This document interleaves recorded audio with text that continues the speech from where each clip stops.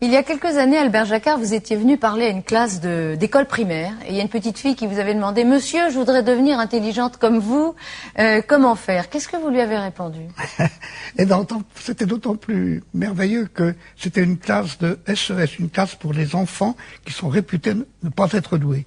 Alors je lui ai dit « Ta question est merveilleusement bien posée, tu fais preuve d'intelligence. Maintenant, comment devenir intelligent? Je ne sais pas trop, je sais comment devenir idiot.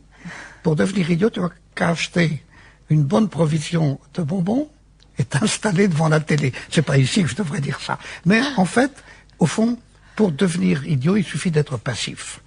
Pour peu à peu fabriquer son intelligence, il suffit, c'est toujours vrai, de faire fonctionner son cerveau. Il faut bien voir que ce cerveau est un outil extraordinaire. Les nombres sont tellement grands qu'on n'arrive pas à les imaginer, mais dans le cerveau d'un bébé qui naît, il y a de l'ordre de 100 milliards de petites cellules. On appelle ça des neurones. Et puis peu à peu, après la naissance, chacune de ces cellules envoie des protubérances vers les petits voisins. Et au total, arrivé à la puberté, 10 000 connexions par neurone. 1 million de milliards de connexions. C'est fabuleux ce qu'il y a dans le cerveau d'un enfant de 15 ans. Et une des façons de se rendre compte à quel point c'est un nombre énorme, c'est de diviser le nombre des connexions qu'il y a dans un cerveau de 15 ans par le nombre des secondes vécues par cet enfant.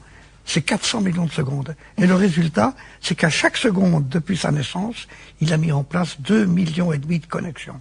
Eh bien, je vous assure que ça a quelque chose d'effarant de penser qu'un enfant qui m'écoute, à cause de la façon dont il m'écoute, à cause de ce que je dis, eh bien, il y a des connexions qui se mettent en place, qui ne se seraient pas mises en place de la même façon si je n'avais pas été là. Donc, je suis responsable de la construction de son outil intellectuel. Mais il y a quand même des enfants, des êtres humains surtout, qui sont plus intelligents que d'autres, non? Ça veut rien dire du tout. Je vous assure que c'est une phrase, c'est pas par démagogie. Je ne suis pas plus intelligent qu'Einstein, ni moins intelligent, parce que cette comparaison n'a pas de sens. Bien sûr que mon intelligence n'est pas celle d'Einstein, parce que lui, il a été capable de trouver des choses que j'ai jamais trouvées. Bien sûr, mais quelle était la caractéristique de cet homme qu'on présente comme très intelligent? C'était pas d'avoir une activité intellectuelle plus vive, mais c'était d'avoir une horreur du sentiment de ne pas comprendre. Quand il ne comprenait pas, il comprenait qu'il n'avait pas compris, et il n'aimait pas ça, alors il s'arrangeait pour finir par comprendre. Quelquefois, c'était très long. Et par conséquent, la vraie forme de l'intelligence, c'est de comprendre qu'on n'a pas encore compris, et de faire le nécessaire pour comprendre quand même. Mais pour les enfants qui sont à l'école, par exemple, on leur dit bien, vous avez tel QI, si vous avez tel QI, vous allez bien réussir à l'école, et ça se vérifie souvent. Un bon QI, on réussit bien, un moins bon QI, on réussit moins bien. Mais évidemment. Si je dis à une fille qu'elle est laide, et je lui répète tous les jours qu'elle est laide, mais elle aura beau être jolie, elle finira par se croire laide. Et puis elle prendra une drôle d'allure, et puis elle fera des grimaces, et puis elle deviendra laide. Et par conséquent, ça fait partie des prévisions qui sont autoréalisatrices. Il est criminel de dire à un enfant, tu n'es pas doué, tu es pas capable d'avoir un QI de temps et de temps, et par conséquent, tu vas rater. Ça n'est pas vrai ce que vous disiez tout à l'heure. On ne le vérifie pas. Simplement, on le provoque. Et par conséquent, il faut lutter là contre. Il y a un mot horrible qui a été inventé par les Québécois, le mot douance. Dire à un enfant, « Oh, toi, tu as de la douance. » Mais celui d'à côté à qui on ne le dit pas, il comprend que lui n'a pas de douance. C'est comme les dons, les douances. Alors il se prend pour un imbécile, et il devient un imbécile.